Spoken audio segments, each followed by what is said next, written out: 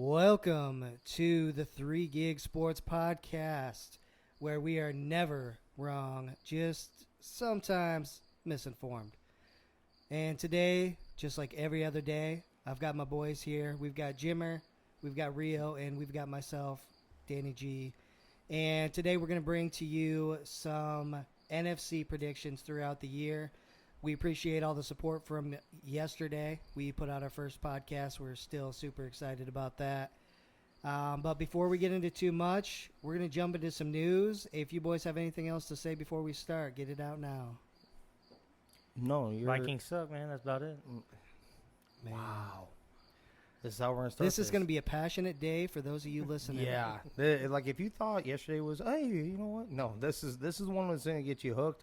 And this is the one where you're going to find out, like, which anchor here, whatever you want to call us, podcaster you hate the most. So we're going to figure out right now. I already know which one I hate the most. So. Yeah, same here. Shit is about to get real. Well, Jimmer, let's start with the breaking news, man. What do we got going on? All right. So I don't like to start with this guy, but we're going to go ahead and do it. Jake Paul wins against Tyron Woodley in a split decision. Hope my wife's not listening because I just lost $100 on that last night. Yeah. Put 100 on Woodley to knock him out. So before I ask for your input on that, Woodley asked for to run it back. Jake Paul says he will honor that if Woodley gets a tattoo saying "I love Jake Paul" on him. So go ahead. I'm gonna kick it your way. Any comments on this? Yeah. So a rematch is not going to happen, but that would be a beautiful tattoo. I think you can make that really nice. Doesn't happen. No way. Why is that? As a man, you can't do that. As a man, you cannot do that. You just can't do that. All right, how about taking another dude's last name, like on your? And what I mean by that is, like, you get married to a woman, she has the ex-husband's last name, and then you take that dude's last name because you married her. Gosh. Where do you draw the line? Well, way before that. Way before that. I figure that wouldn't even be a conversation, but evidently we know a guy that did that. Must love her very much. Jaguars thump them boys in the final preseason game. Easy. He went. Mostly all backups. Lawrence went 11 for 12 and 2 touchdowns. Mostly all backups, so I wasn't too worried. There was guys I had no clue who their names were. So, that'd be your starters then. Okay, I got you. Backups. Not the case. Backups on everyone, on 31 other teams, including the Texans. All right. Rio, you're right. It was all backups, but what do you think about Lawrence? 11 for 12 is pretty solid, even against backups, right? Well, so those guys could be, they were probably in college a few years ago. He was doing the same thing to people in college, So it'll be interesting to see what he does against ones, and he hasn't looked that great against ones. Didn't Danny just yesterday say that he wasn't going to be any good? Yeah, he just did. Okay, so just want to make sure. He hasn't looked good against ones yet, so then for him to come out, I think it was it was good for him to do that. A confidence builder, definitely, before going into the season. Okay. Unfortunately, it came against my boys, but yeah. Since you've got something to say on that, I'll go ahead and chime in here real quick, Jimmy. I think it doesn't matter. It did feel good. Anytime the Cowboys get thumped like that, it's great. But Rio's totally right. It's against backups. It doesn't matter yet. It's practice field people or practice team people. I'm not worried at all. He's going to be average to mediocre this year. So this year or his career? This year. His career, he could be a decent quarterback, but not number one decent? overall. Yeah. Oh, stop. Yeah. Potential Hall of Fame. All right. Keep it moving. Harrison Smith signs a multi-year extension, 4 years, $64 million. By the looks of it, if they stick with this through the tenure, he will retire a Viking. What do you think? Skull, baby. Easy, Let's go. Yep. Let me add one more thing. With this contract, the second highest paid safety. Definitely you have to. Dude's a stud. He's best safety in the league, I believe. I think I do like Adams, but I think as combo coverage and coming up and playing the run, I think he's the best strong safety in the league. Okay. Ravens win 20 straight preseason games, an unofficial record at the expenditure of their potential starting running back. Record that doesn't matter. But at least they got the record, though, right? Yeah. Instead of an ACL tear. I appreciate it. Record that doesn't 20 matter. straight. How does that transfer to playoffs, guys? What do you think? Does that move the playoff needle up? Well, hold on. That being said, Ravens are like my AFC team, and they do have 2 Super Bowl victories. So, let's they're just how many of they're the just letting Vikings you know. have? Hey, they played in 4. Eat a fat. Fill in the blank. 49ers rotate quarterbacks on first 2 drives. Trey Lance ends up with a chip in his finger and will miss 1 week. Any comments on that? I think that's how it's going to play out. And not injury wise, I'm saying who is starting. I think Garoppolo is going to. You start with him regardless. But I'm not saying it's fake, but do you think it's kind of like, hey, he's a little banged up, so we're gonna go with Jimmy G, Jimmy and G. then maybe they take it away, kind of thing, like something like that? Yeah, I think it's similar, but a little bit more of a difficult decision than Chicago, right? I don't think he was going to start this season anyhow, but this gives him a chance to for sure make that decision. Right, without hurting any feelings, Right. Because that's the era we live in.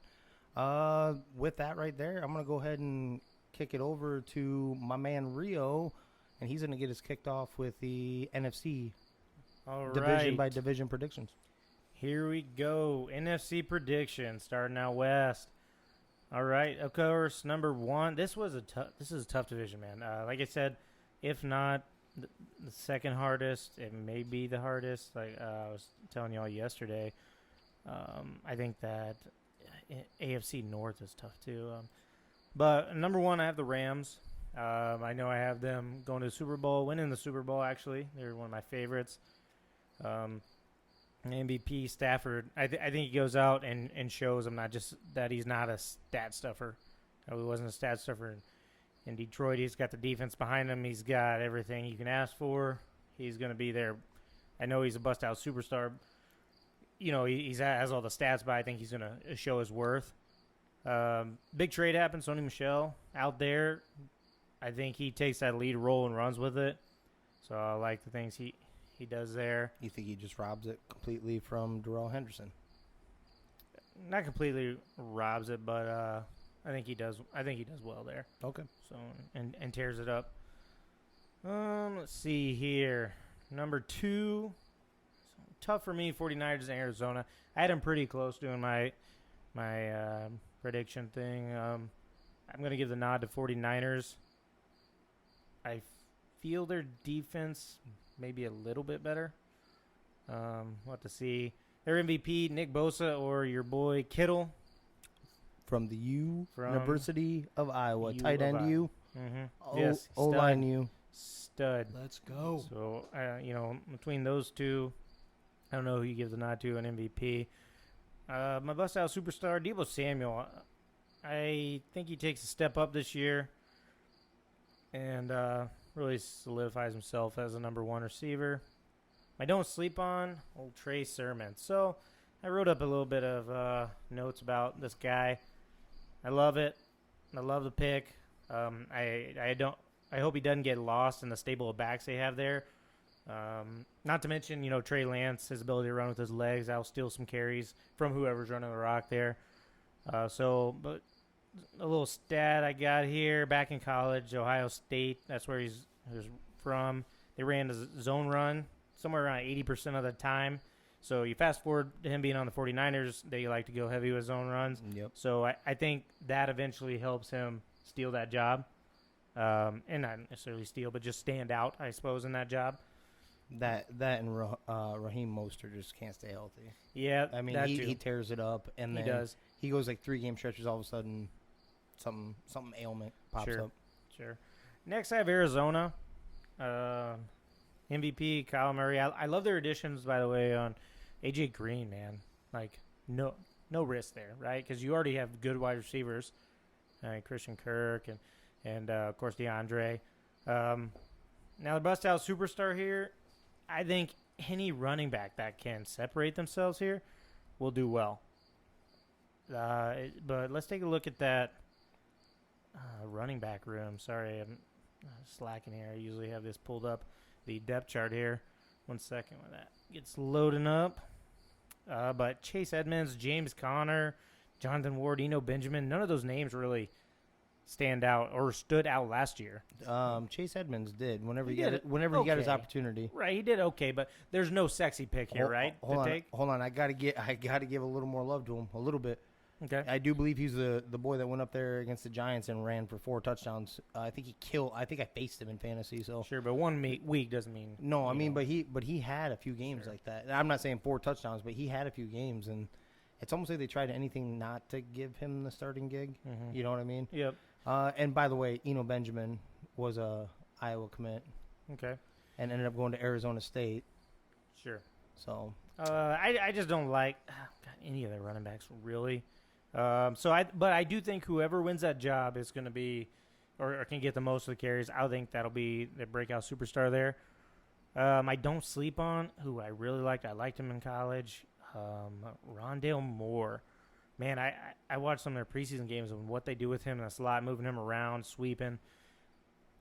I think potentially he could be special. Now, they do have some guys in front of him he's going to have to beat out.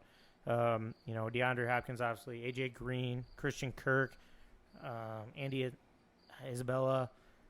So you got several guys there, but I think this guy finds himself some playing time and makes some noise out there. And that's, let's see, that, number 3. So now I have, this is a tough one, Seattle coming in last. it just sounds weird. It does sound It weird. does. And even when I did it, I'm like, okay, this is weird for me. I just don't think they did enough on that O-line for Russell to help him out. We know he wanted out, right? There's rumbles him wanting out, and he was unhappy with the organization possibly. So it'll be interesting to see what happens there. I think Arizona and the 49ers, Arizona takes the leap, one, and then 49ers are still good. Then obviously Rams, I'm really high on them. Chris Carson, man, breakout superstar for me. I hope he can stay healthy. Dude's a stud. Jimmer, you had him in fantasy. When he was on the field, he was producing pretty well. Yep. With that, Pass and run. yeah, Yep. pass and run. With that said, I know we tried not to take injuries into mind, but my boy Rashad Penny, like this dude, he kind of been banged up himself too. Yep. If he gets a shot, and I think he will, just because Chris Carson being How about we just say load management? right. We'll Yeah, say yep, load management, and then he'll get his. Yep. And I think they should do so. We'll talk about Green Bay, and I think they do the same thing. Aaron Williams, got a ton of carries, but then they also gave Jamal Williams tons of carries last year, right? So I hope they do the same thing here, and I think Rashad Penny will do well with his touches. And so that's my picks, Danny. All right, so excuse me, we've got some differences here to start off the day, which is great. So we're talking regular season, and God, it was a couple weeks ago. We were all chatting, talking about how we thought each team would do, and this is a great example of where that playoff predictors really showed me some things that I didn't expect when I went through game by game and actually came out to the results at the end of the season. So right here, number 1 by a hair, I've got the 49ers winning the division with right around 14, 15 games. I think that running game is just going to be too tough to deal with. The key here between the Niners and the Rams, and I'll talk about them in a second, but I think it's going to be the defense. So the 49ers defense is good. They do, they're going to have to figure out what to do after Sherman. They've got a new defensive coordinator. So I think in the playoffs, things change a little bit for how high I think the Niners can reach.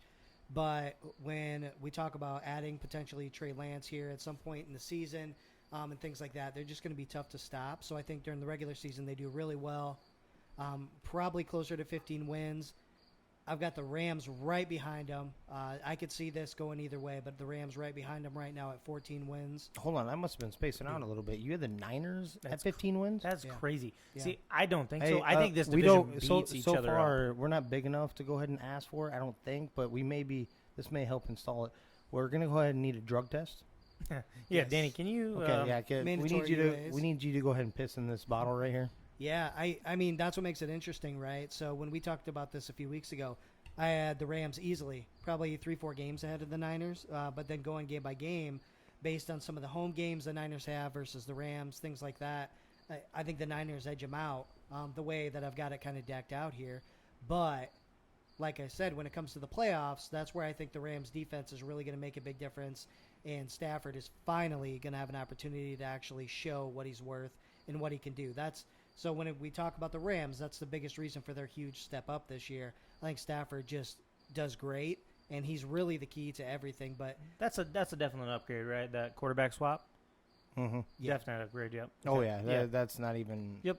They robbed that man. They robbed Detroit. Absolutely. I don't care what they gave Detroit. They robbed Detroit. And thank God for Stafford, because I feel like Detroit was wasting anything that man had.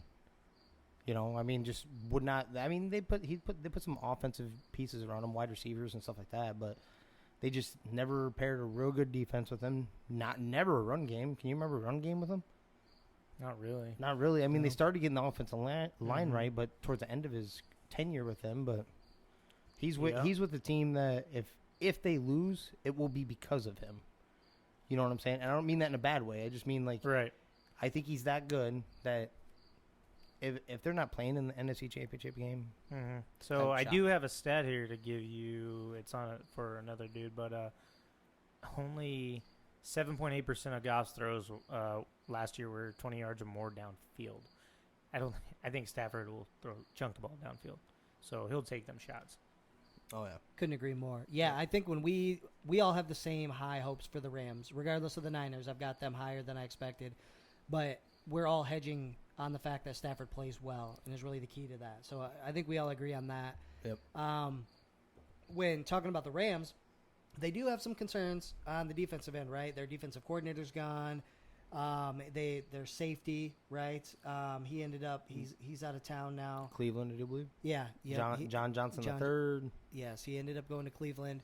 But with all that said, most of the pieces are in place. In last season, I What do you got to got? tell you, the most important piece is still there.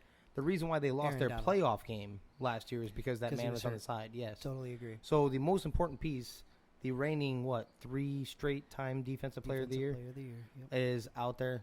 It doesn't, to a certain extent, it doesn't matter who else is out there. But yes, I'm not saying I disagree with you. They're still missing a few pieces, and then when you lose the defense coordinator, and a lot of people don't chalk that stuff up. They don't think about that. You know, that's huge. It's continuity. That's play calling continuity. You know what someone wants. Yep. It is a big deal, but the reason I'm not concerned is because last year when we talk about defensive rankings, they were first in basically every major statistical category. Let's see, man. Total yards allowed, first downs allowed, passing yards allowed, passing touchdowns, passing yards per attempt. I mean, all these different things. They were number one in the entire league. So let's say they do take a step back and they're number 3 or 4. That does not bother me at all. Mm-hmm. That doesn't change Yep. anything here. You have the number 1 corner in the league, and you have the number 1 defensive lineman in the league. Huge. You know. Yep. Totally agree. And then moving on to the Cardinals. I won't dwell on the Cardinals or Seahawks too much here. I do agree with Rio. I think they're going to win some games we don't expect. I think Kyler will take a step up. I always have in the back of my mind, I worry about him. He's a little guy. He likes to run. Worry about him getting hurt. But health, we're assuming health is good here throughout the season. So I think they actually eke out right around 10 wins. And that's a change, right? A few weeks ago, I was thinking they were closer to 8, but I did bump them up when we actually kind of statted this out. And then going to the Seahawks, I have them taking a big hit this year. You did mention with Russell Wilson basically wanting out, wanting something. He also wanted more more say in what happens in the organization, and he didn't get any of that either, right? No. So he No. If he did, they didn't do anything about it. Right. Right. So there's just too much, along with that offensive line. They do have some studs. They're going to win some games, but I have them closer to 6-7 wins, and that's kind of where the division ends for the Seahawks, in my opinion. 6 or 7 wins. Yeah, it's going to be a rough year. Okay. We're gonna go ahead and. So we're not far off on a lot of these, except for your ridiculousness with the Niners taking the division. I did have the Rams. I think we're on the same page. I'm not going to touch too much on that one because honestly, we already have. We've beaten that drum. Barring something redonkulous happening with Matthew Stafford and or that defense, like assuming everybody's healthy. I think this is open shut. The Rams division. I had them. I had them at 1. I had them at 16-1, and that one loss was in division somewhere. I can't remember where I had them losing to. Maybe it was the Seahawks. That being said, I had the Cardinals coming in second in that division. I had them going 12-5. I think that defense, if you go by the roster and the depth chart, they actually have a hell of a lot of pieces. Now, I think they were able to keep Chandler Jones at least content for this year. Hopefully, I don't know if he's hoping still to be traded, but he showed up to camp. He's part of the roster right now. They brought in J.J. Watt. You have J.J. Watt on the other side with Chandler Jones, so you have your rush. You have Isaiah Simmons, who started coming out into his own last year. And the knock on this guy was nothing to do with he could do almost everything.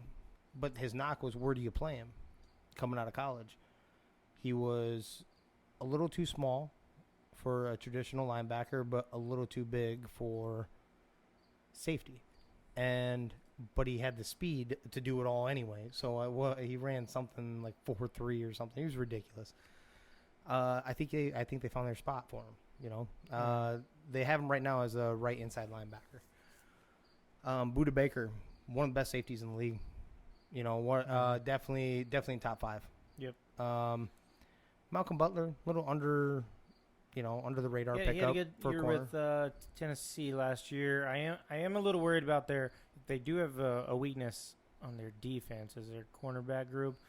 You do have Malcolm Butler, but after that, you have a guy who set out a year, and then a few other question marks. So, yep, and you hope your safeties can help there. So, and you're hoping that I'm banking more on that defense getting in there and getting the pressure on. Right, yeah, and with J.J. Watt, Chandler Jones, that should happen. I like Isaiah Simmons and the pick Collins as well. But then you got to come back. Kyler Murray, stud, man in the making. He is getting backed up by your boy. I don't know if you've seen this. Go ahead, and I'll give you a second. My boy, Colt McCoy. Colt McCoy. Texas legend, if you didn't know. Right. Hook 'em horns, baby. I give way more respect to Chase Edmonds than what you guys were giving, and I shouldn't say you guys, Rio, I should say. Yeah, I'm not too high in that whole running James back group. James Conner is the number 2. They might as well just cut this guy. I'm telling you, there was great battle victory against cancer. Great story, okay? But as for running the rock, there's way better out there. And Chase Edmonds finally may actually get his shot. If James Conner gets any version of carries and taking carries away from this guy, it's purely because they don't, for whatever reason, they don't want Chase Edmonds to. I've watched Chase Edmonds play, and he plays with ferocity. It was almost like we were talking about Phillip Lindsay. Mm-hmm. Maybe there's, for whatever reason, they just don't want to give it to him, you know? You go right down the line here. DeAndre Hopkins, A.J. Green, Christian Kirk, Rondale Moore, who was huge at Purdue. That what I'm getting at is they have nothing but weapons everywhere. This offense, there's no way that it doesn't succeed. Max Williams, tight end, was that second round pick for? He's kind of underperformed a little bit, I think. He has, but he was kind of buried on the depth chart. I mean, they had a bunch of them over at the Ravens. They had a bunch of tight ends, so he gets to spread his wings out. I think he did all right. I think he was with the Falcons last year. Does that sound right? I think he had a few. He had a couple here and there, but I'm not saying he's going to tear it up by any stretch because I just named all the other weapons on this team, but right. But it seems whoever you take away one, you got another. Yep. So that I have them going 12-5. Do you think they could use DeAndre Hopkins better? Or do you think they should? For whatever reason, they don't see him in the end zone. Yeah, that's the biggest part of the problem, right? So he had 160 targets last year, which is awesome, right? Mm-hmm. 115 of those he actually caught, only 6 touchdowns. That's tough. Well, you know what it reminds me of? Potential Hall of Famer. I think he should be. Andre Johnson. Andre Johnson with the Texans could not get the touchdowns. Don't know why he couldn't be found in the end zone. You know, hit all the yards in the world. At his time, he was one of the best receivers in the NFL for 7, 8 years. You know, somewhere in that ballpark. Same concept. But I don't understand why with the Cardinals they can't find him, because he was able to find the end zone with garbage quarterbacks in Houston. And then with a good quarterback eventually, but I'm saying most of his career, you know, was... Yeah. No. That'd be the only concern, I guess. But maybe that opens up a little bit. Like, let's say AJ is a shades of himself. Yeah. He's not going to see double teams. I mean, I don't know how many he was really seeing last year. We know he's seen 3 on that Hail Mary from Kyler, and big boy hands with the Jordan gloves up there. Yep, got him. He even touched up my boy, and he was in there, Mckissick. That being said, he's just a man. He's a man. He's a man beast. I have my third team is going to be the 49ers. The only thing, so I have them going 11-6. The only thing that worries me really is going to be, well, first off, I think they're going to go to Trey Lance. They're going to. I think I'm actually kind of thinking like maybe the finger is swollen. It's not really chipped, but whatever. They're like, hey, this is their nice way of saying we're not gonna roll with our veteran, or we're gonna roll with our veteran for right now, but it's only gonna be like a week or 2. I can't remember what I told you guys before. Week 4, week 5. No, this is gonna be like week 2 or 3. He's gonna get that job. Interesting. What if they're playing well? It's gotta be lights out.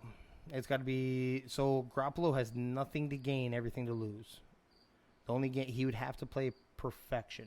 He'd have to play outside of himself. And I really do believe that. He'd have to play perfect football. They'd almost have to be undefeated. What I'm saying is that the first sign of distress, I think they yank him. You know, just... and then I have the Seahawks doing the same thing. I have them going 9-8. I have them coming in last. That felt weird to do, but they really, to me, they did nothing. They did nothing this offseason. That was like, oh my Lord, there it is, finally. You know, no, their offensive line didn't get much better. I think they signed a piece or 2, but nothing to where I was like, you know what? Oh my gosh, they're doing something for him. You know what? I'm not trying to discredit or knock down DK Metcalf, who is special, and Russell Wilson, who is special. Their defense is a little better. I like their safety that they just signed to a multi-year contract too, right? They just signed him. Yes, they did. They locked him down. That being said, there just wasn't enough. All these other teams in this division got better.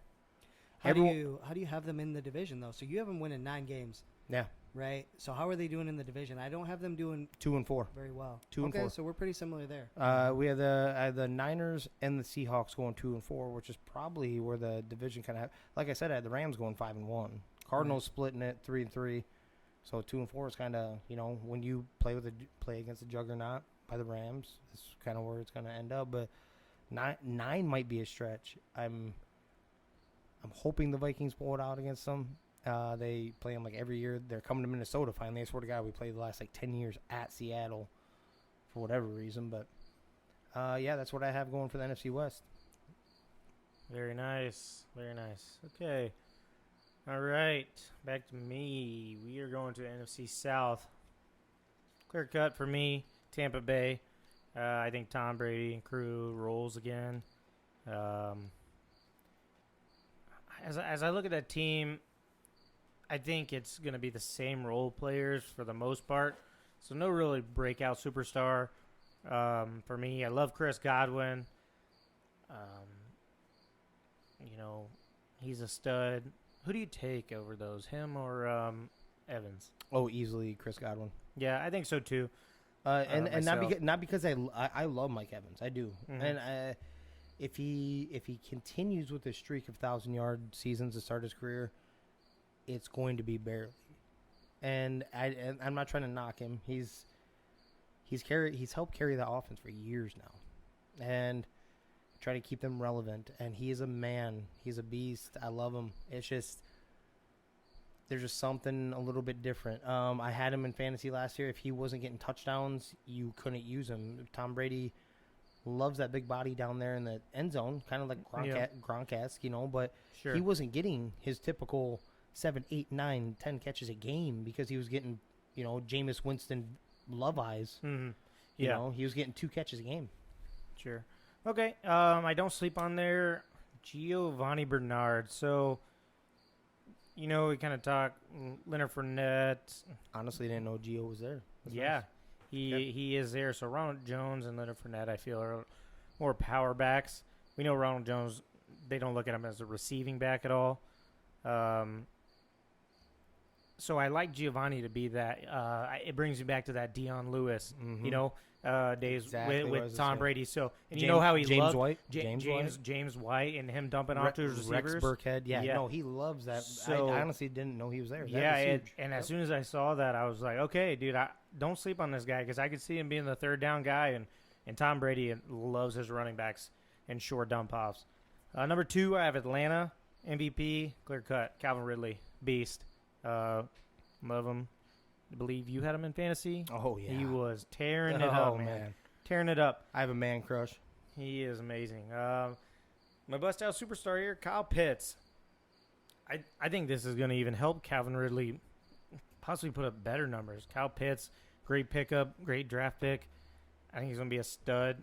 I am curious to see what happens there if he can handle at the NFL level blocking on the coming off the line. He ain't gonna need it. Um, He's a wide receiver stuck in that tight end's body, bro. You didn't bring him in to block. He may chip block before he goes out for a pass. mhm. Yeah, I think they're if gonna you do a have lot him of blocking, unique things with him. have him blocking, you're actually hurting your team. I think. Right, but to keep the defense off balance, you've got to have him stay in and block. Oh, At least know, throw a somewhat, chip out right? there, Yeah, right? that's what I mean. But yeah, I'm Yeah, not saying so- you still don't want him to do Mhm. that. But every time you don't have him going out for a pass, I think you're actually even Sure. on a play action where he has to chip somebody. Yeah, it's okay.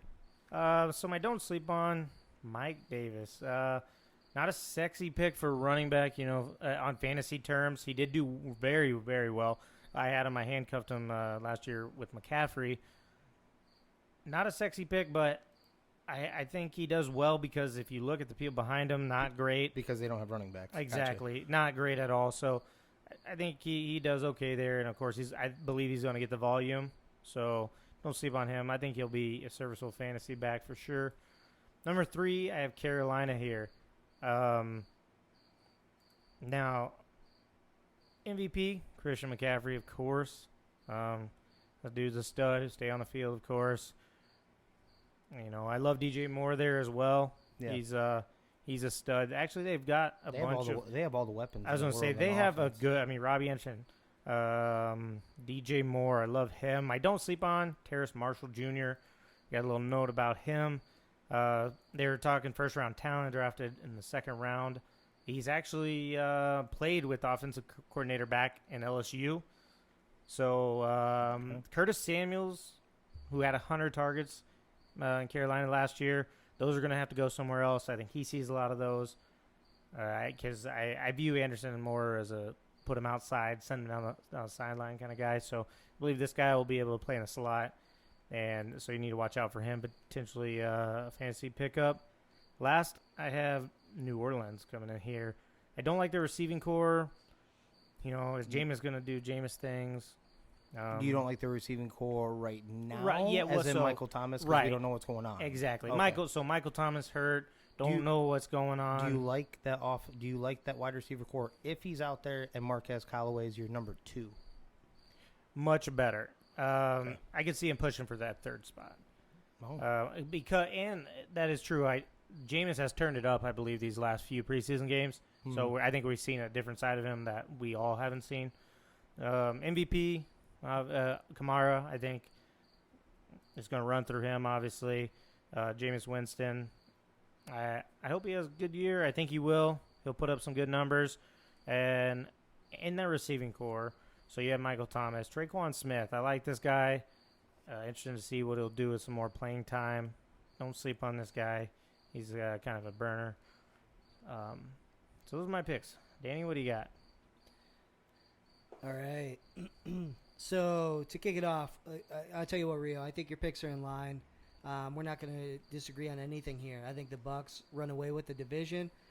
I think there's not a lot to say about them, right? They've only gotten stronger. They're going to be more cohesive this year. I've got them right around 14 wins.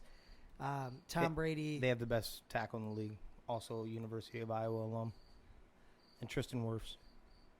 So there's just not going to be much stopping the Bucs this year. They're going to be really good. They are. I think their floor is probably like 12 wins, but I've got them at right around 14, 15, to be honest with you. And it's same thing, right? Health, we're assuming everything's going to be great, and this is how it goes. I just can't help every year but think, when is Tom Brady going to fall off a cliff? And it doesn't happen. So I've got to assume the same thing this year, right? I think until he does, we just say he's Tom Brady. That's all you can do, you man. know, until he actually does do it. And I was doing that 5 years ago. He's going to fall off. I think we're at the point where it's just, you know what? I think if he had stayed New England, he would have fell off. Look at his receiving core here. You know, compared to them last few years. Oh, yeah. I mean, they always had that problem there. So, you know, absolutely. Except for when they brought Randy Moss in, they just broke records. So yeah, I think he's going to be, unless he goes full-blown Big Ben. You know, Big Ben was, the arm power wasn't there anymore, and the accuracy, he was losing it. Unless it goes something like that, I think he goes okay. Okay. Yeah, the interesting thing is Tom's getting older, but he sure as hell is not slowing down. So the top two quarterbacks for attempts last year were in this division. Who are they, Jamie? Oh, it had to have been. Oh, yeah. Oh, I know one.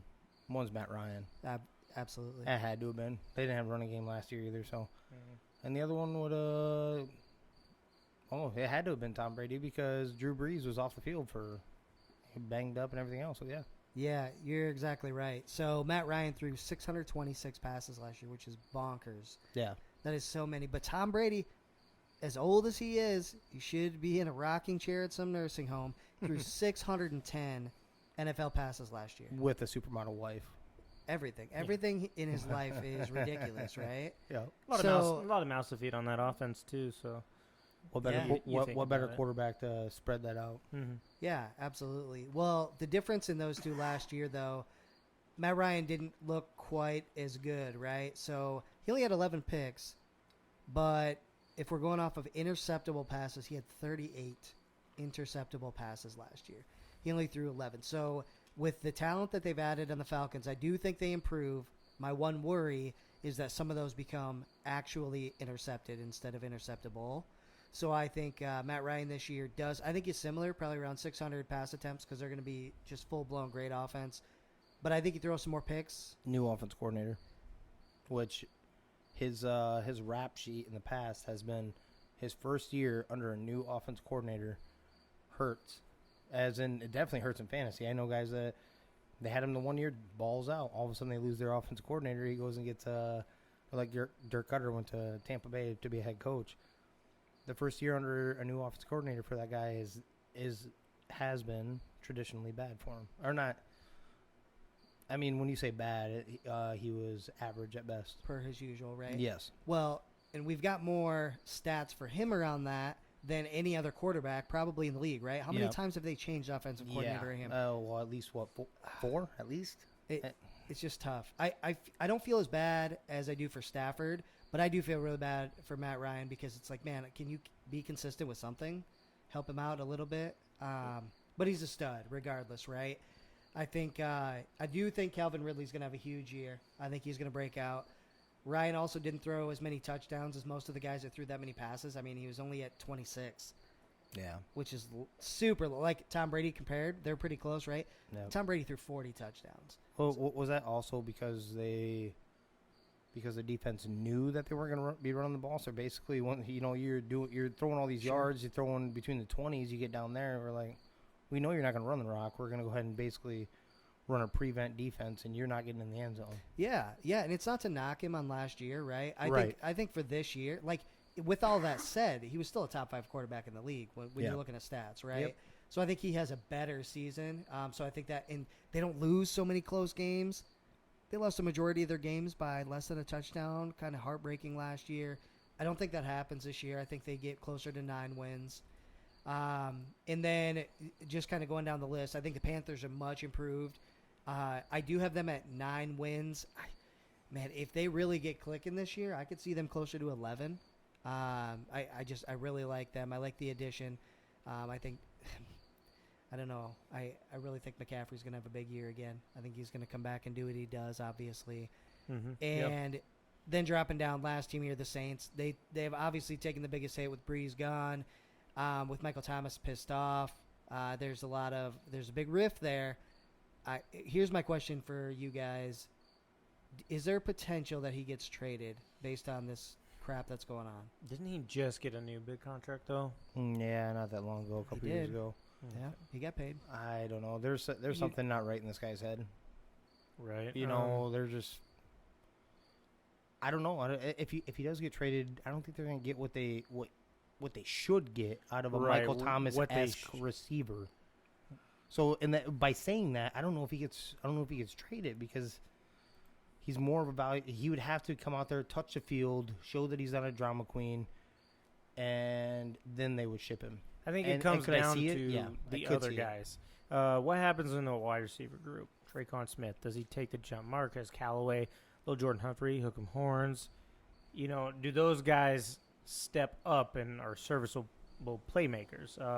Then, yeah, okay, I can let this guy go who's being a problem in the locker room. He's being a problem, you know, out in social media, whatever. So then, yes. I think it depends on what happens with the rest of those guys, if they can step up and be serviceable or not.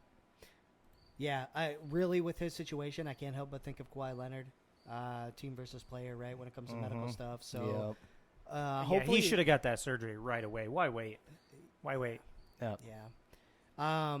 But to your point, before we go over to Jimmer here, I think Jimmer makes some studs out of these receivers we've never heard of. Okay. Jameson is going to do great. I call him Jimmer.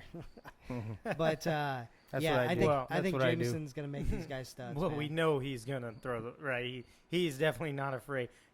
He'll throw 40 touchdown passes. Oh, and he'll throw like 47 picks. He don't care. Yeah, hey, interceptions don't hurt receivers, right? So they're going to get plenty. They're going to get plenty. But, yeah, hey, Jimmer, over to you, man. All right. I had the Buccaneers running away with this division. I'm going 13-4. Not much to say that already hasn't been said. I have them going 6 of those wins, 6-0 in the division. After that, I have the Falcons technically at number 2, and I only have them having 7 wins. I do believe the reason why what you're about to hear out of my wins here is you just heard the previous segment of the NFC West. I had 3 teams that were double-digit wins. You want to know why? I think if I went back, I think they played the NFC South. The Falcons didn't do much else on defense. They didn't gather much else. So they're going to be throwing, like you said, 1 million passes because they didn't get a run game.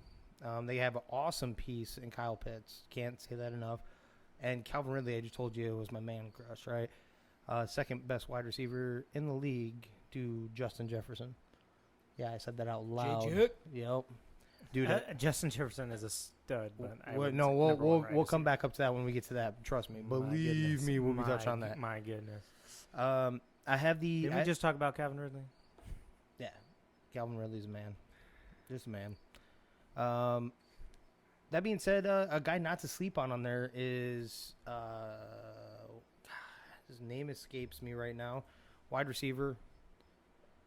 Give me a second. We're right there. And that would be Russell Gage. Don't sleep on Russell Gage. Last year, as soon as Julio was getting banged up, he's missing games. Calvin Ridley, obviously, huge piece and everything, and he blew out the roof and stats and everything. Russell Gage was that guy that you didn't know because he's out there catching everything else. You know, yes, I think the only person that's going to get affected by Kyle Pitts when it comes to receptions and yards is probably going to be Russell, but it isn't going to be that far off. Mm-hmm. Dude runs nice, crisp routes. He finds the opening, and that's what he does. That being said, their offensive line is better. I mean, they should be able to keep him up. He should have He should have time to throw the ball back there. Defense, I don't think they win those close games. They didn't do enough on defense to win those close games. I think you're right. I think you're right there. Going to the next, so I'm high on the Panthers. My record for them does not show that I'm high on the Panthers. Okay, when you're going week by week like what we did, it was difficult to scratch them out, especially when you play in that division. You play the Buccaneers. There's going to be 2-year losses right there. When you start looking at week by week, it just wasn't. It was hard to scratch them out, and I think they're going to be. They're the team that's growing. They're going to lose those close games, those heartbreakers, before you learn to win. You know, they have all the weapons that you want on offense. We've already discussed that. They have more defensive weapons than what we're giving them credit for, because we're thinking about the offensive mind and the offensive weapons. They actually do. We were looking at this just the other day about. They have Brian Burns. They have Jeremy Chin back there, who was an interception machine. I think he had 2 or 3 interception return for touchdowns last year, or fumble return for touchdowns. That being said, I could see them. So I have them at 6-11. I could see them getting up closer to 9 wins. I wouldn't be shocked by that. I understand that's a 3-game swing right there. I could see them going that way if they pull out some of those closer ones. Okay, that one isn't one that I'm just flat out sunk on. And the Saints, I have them at 3 wins, and it was hard. It was hard for me to do 3. That is. It was hard. It was hard for me to dig them out. Mm-hmm. That defense is pretty good. I feel like though. Yeah, but I have them last 2. Jameis had the same defense 2 years ago with the Buccaneers that just won the Super Bowl with Tom Brady. It was practically the same defense. I'm not saying exactly they gained a first round talent at linebacker, but that being said, it was basically the same. I love Jameis. He'll wing the ball everywhere. He's a great fantasy guy. Like you said, these receivers are going to eat. I don't even care who they are. Doesn't matter if Michael Thomas is out there or not. We're talking about Marquez Callaway, not because of Taysom Hill, right? Well, okay, here's my kind of pushback on that. So 3 wins is tough for the Saints. So tough to get to, yes. Regardless, that's just tough to say out loud. So Sean Payton is it that tough? Because great, dude. I know, but they also it wasn't that long ago, gentlemen, that they were right around this win total before, and it was with Drew Brees. They remember when they had the league's worst defense. They had all-time worst defense. Now they have a better defense, absolutely. But now we're saying that all of a sudden that James. Then why didn't Jameis take over that spot last year? A guy that wasn't banged up and his arm wasn't shot. Drew Brees was. Why didn't you hand it over last year then when you had a shot and you led the division? So let's act like Jameis plays terrible. I know you guys aren't high on him. I think he'll play well this year. Let's say he plays terrible, and old backup running back here comes in as quarterback. Do they eke out more wins with Taysom? Maybe. And what I mean by eke, I'm like, what you get up to. In my opinion, you get up to that 6, maybe 7 wins. They're nowhere near the playoffs. So either way. Change it, huh? Okay. Mm-hmm. So all they're playing at that point for is a better first-round pick. Okay. So if you want to be honest, they're not going to compete, right? They're not going to go to the playoffs, and if they do, a lot of things went wrong this season. And if they did, all they did was hurt their future anyway. This isn't the team that is going to come back and they're going to build around right here. Alvin Kamara, stud player. Michael Thomas, stud player when he's out there. That's the other part of this too. Michael Thomas is a head case right now. Your best receiver, and I'm not gonna go ahead and say little Jordan Humphrey, is Marquez Callaway, and just not enough, man. So they're gonna be gunning for Alvin Kamara. Alvin Kamara is gonna get 1 million passes. By the way, I will say that he'll get a million passes on top of his rushes. Fantasy wise, don't sleep on any of this. I mean, if you want offensive weapons, don't be afraid to come get some of these. Marquez Callaway, Alvin Kamara, don't shade away from him. Jameis for spot starts. He did ball out in that preseason game, Callaway. Yeah, absolutely. He had 2 touchdowns in there. Absolutely. Mm-hmm. But do we need to go back just like you guys were beating up Lawrence at the start of the show? Was it against 2s, 3s? People trying to make the cut? You know, I mean, at the end of the day, Jameis Winston is a starting quarterback. He is a good quarterback. He's not a in the NFL, he's not a winning quarterback. Do you understand what I'm saying there? Mhm. He's not a guy that he's going to take us to the Super Bowl. That ain't that guy. Yeah, No. I don't see them going to the Super Bowl Right. by any stretch. With I think him, he's a even in the benefit. future? I think in this system. I think that he's a defense benefit. is good. It's going to keep them in some games. Yeah, 3 wins. That's Yeah, I just see 3 wins. That's I tough. Leo, think- where are you at for that's wins? tough. on so Saints? if I'm I gonna, have them coming in last. I can't remember what I had them on playoff predictor. God, I could see 6. I mean, definitely 6. Yeah. 3 is tough. if we do that, if you're gonna talk me out of this, the only thing that's in a flip flop then is literally them and the Falcons.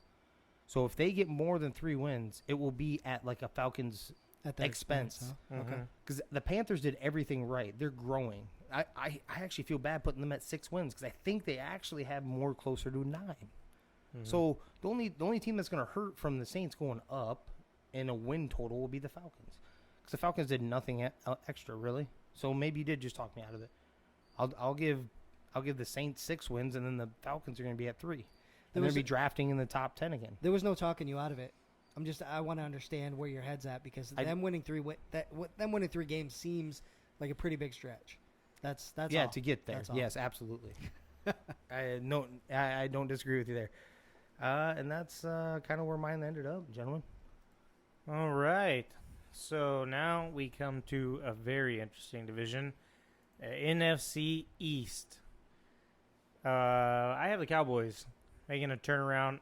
I like what they did with the defense, a lot of the signings. I think Dak plays well, that whole offense. Of course, it's going to help with the O-line being back. So being clear, you're saying the Cowboys is 1? Yes, I think the Cowboys come back and go 1. Now, here, for some reason, I had the Giants. I know when I did the playoff predictor, Washington, actually, it was very close, right behind them. I think I had them splitting, and they were both got their home games against each other. So it's actually Cowboys-Washington for me. Cowboys, Dak, going to be the MVP. I think he's going to come back from injury, light it up.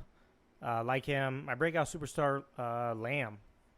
They've been lining him up all over the field, preseason, practice. So I think he has a big jump up. I think it comes out of sacrifice to, and I would have to say Gallup's numbers, because Cooper's pretty reliable, big target there. So that's where I'm going to say Lamb's going to steal some targets from.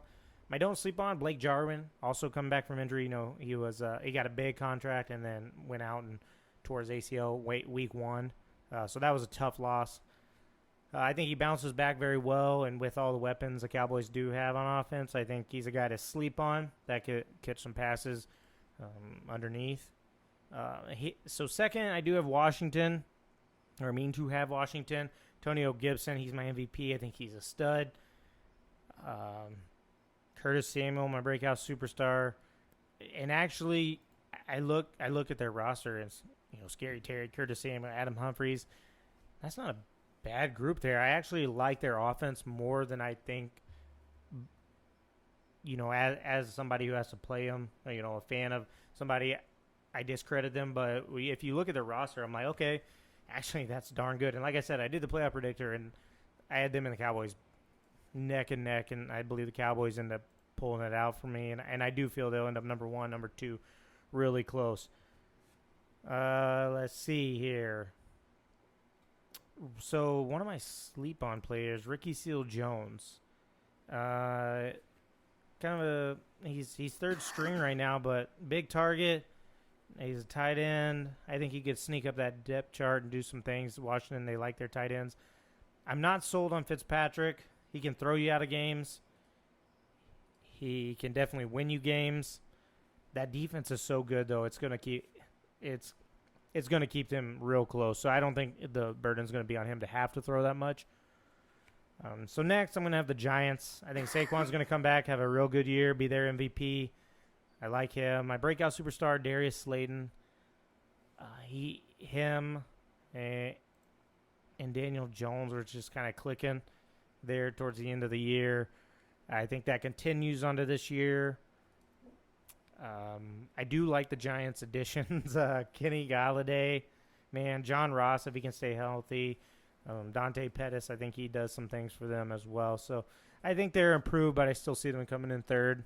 And that's where I have them. The Eagles, dead last.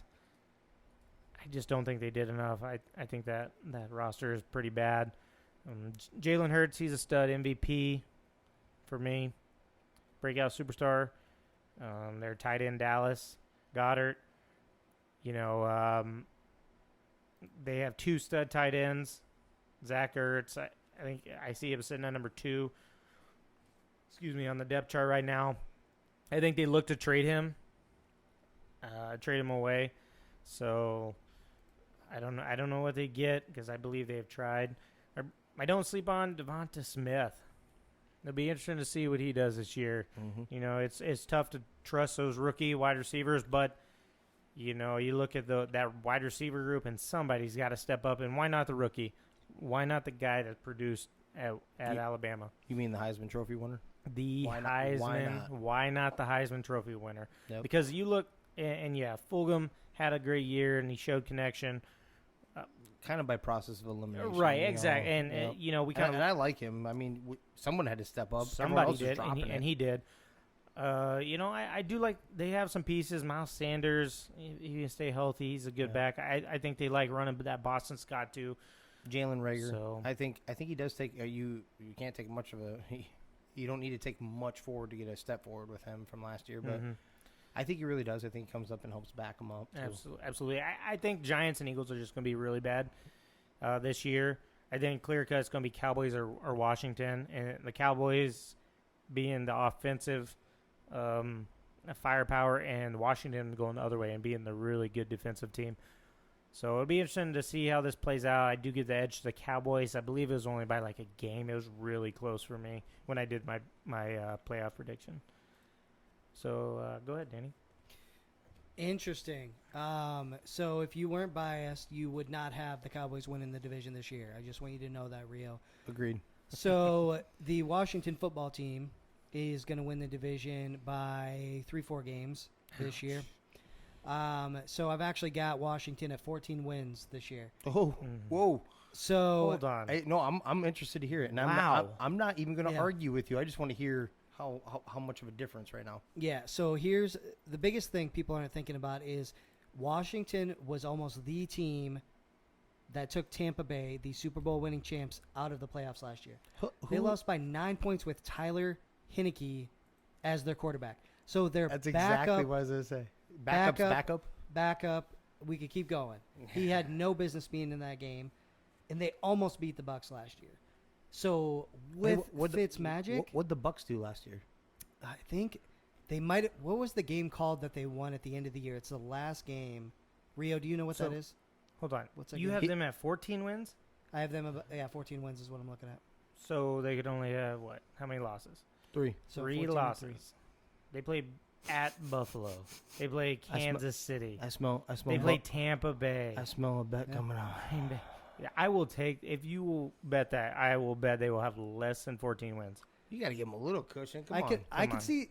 I'll give 13, you. but I'm leaning towards 13. So I'll give you an injury clause. I'm leaning towards 13. Hold on, no. That division is so I won't. bad. The only clause I'll give you is starting quarterback and running back. They don't go. Yeah, they stay healthy. They don't go out for more than 3 games. Either one of them go out for more than 3 games. Nolan Boyd. Nolan Boyd. How many games? How many games you have? Less than 14. I'm not taking that. I'll take 13. Yeah. Plus minus 13. Yeah, that's 4 losses. That's different than only losing 3 games. Because, like I said, they could lose to Buffalo, Kansas City, at Green Bay. There's 3. Tampa Bay. There's 4. How come you're not betting? You brought it up. Yeah. No, I'm gonna go ahead. We'll talk about the bet. That's okay. Here's the biggest thing behind this, and Rio, you said the same thing, man. This division is probably the most separated between the top 2 teams and the bottom 2 teams. Absolutely. Right? Absolutely. Yeah. So the Giants are going to be bad. The Eagles are going to be bad. So I don't see Washington or Dallas doing very bad against either one of those teams. Okay.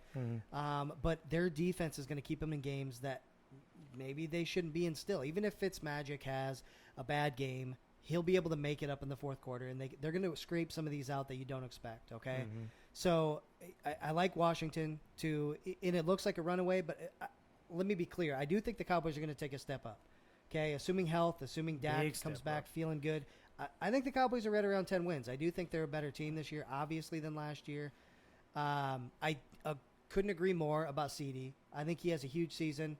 I think we're talking about Pro Bowl. I think at the end of the season, Jimmer, and when you talk, you can let me know how you feel, but I think he's up there in the conversation with, okay, him and Justin Jefferson are the best 2 receivers in that class because I think he's going to blow up. They've got so many options, man, on the offensive end. Well, there's a clear-cut 1 and clear-cut 2 in that draft, but yes. I agree with CD Lamb and then Justin Jefferson. But I think that's just by alphabetical order, maybe. That's about it. Man, so I think those 2 are self-explanatory. Dak is going to lead them. They're going to win some games. I'm not a Cowboy fan at all, but I think they do well this year, assuming they stay healthy. And then looking at the Giants, when we talked about this a few weeks ago, I wasn't a big fan anyway, but now everybody's already starting to – we're getting some injuries going too. So Galladay's hurt, right? Evan Ingram, who's always hurt, he's hurt again. They do have Kyle Rudolph. Is he hurt right? again, man? That's Evan the Ingram guy, got hurt man. again. I have Yeah. liked that guy, and he just cannot stay on the field. He's a stud. He When is he's a stud, there. man. He goes up, but then, he's out half the year, this and that. So calf injury, that's what it was for Evan Ingram. So we don't know. We don't have a timetable yet. But the organization is rough. I don't have a lot of faith in Daniel Jones. But with all that being said, I do have them above the Eagles, pretty close. So where I've got them decked right now, right about 3 wins for the Giants and then 2 for the Eagles. Good Lord.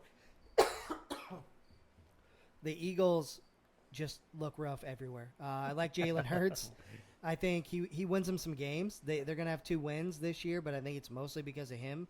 God forbid if Joe Flacco has to come in and play on this team, they will not win a game this year. Not win a game. Oh, my God. It's I feel like they're suffering the curse. I think they made a deal with the devil when they won the Super Bowl, and they're just eating that deal right now because it's going to be a rough year, especially if they don't get rid of Zach Ertz, man. I think Ertz is going to take away from Goddard. They got that curse not just from making a deal with the devil, by putting a statue of Nick Foles out in front of their stadium, just because, like, most opportune times. I just want to stop you right there and shout out to Luke Rising. Bear down. He has continuously brought up how many Super Bowl MVPs the Hawkeyes have produced, and it's not a very impressive list. I will just say that versus Arizona. But that team was rolling with Carson Wentz too, and that year, and he went down. Unfortunately, I think it was like 1, 2, 3 games, somewhere in that ballpark of the regular season. Yep. He was the runaway MVP up to that point. There was nobody else really. They had to dig for try to pull someone into the conversation before that happened. Perfect opportune time. You put a trophy out there to go, and that was the start of the downfall. Wentz has to come into that building looking at Nick Foles' statue out there. Yeah. That's what you get. Totally. That's what you get, Philly. That's what you get. That's what you get. And that's also what you get for treating our Vikings get. like shit when we were up there. So Yep. keep Fuck it coming. You know what? I was about it, so it's whatever. But, yeah, long story short, Philly's going to be rough this year. Shout out to Jalen Hurts. He'll be fine if he doesn't just get his bell rung. And that's my predictions. Jimmer, over to you. All right. Well, I'm going to correct you guys on a lot of shit right here. We're not extremely far off. I have Washington winning this division by 3 games. I do not have How many wins? 14 I do wins? not have them at 14. So they're hold on. When I was telling you, I was actually backing you. I'm like, you know what? I could see it. You know why I could see it? Anyone that watches football, this defense is ridiculous. This front seven, this defensive line is ridiculous. They alone are going to win 8 games. Them alone. It doesn't matter what Kyle or what Fitzmagic does or doesn't do. Mm-hmm. Doesn't matter what anyone else on offense does. That they could literally not even play offense, and they're going to win 8 games. Let me stop you real quick, okay? So they've got that great of a defense. They're going to win 8 games, right? Do they also have a stud running back that could win them some games? They do. Do they have Fitzmagic, who's going to win some games you don't expect? Yeah. And do they have 2 damn good receivers who are going to do some shit throughout the season too? They have a really, really good receiver. They have a great receiver. We'll get into that part here in a second. I'm not downplaying your 14. That's the reason why I was interested to hear you say it. Yeah. I'm actually being a little conservative. They're That's all that so is. balanced in that respect. But keep going, Jimmy. I had them at 11 wins, 11-6. I get, you know what? I think that's like natural progression of what they're building on. That being said, I'm not going to build too much into. Well, you know what? I will. I'll be nice and I'll touch on their depth chart because I think one guy we didn't give enough to was Terry McLaurin and Antonio Gibson both. Antonio Gibson, when they were running the ball, was a monster last year, right? Or started showing that he could become a monster. I'm sorry, that he could become one. And Terry McLaurin, easily top 10 receiver in this league that no one really talks about. Absolutely.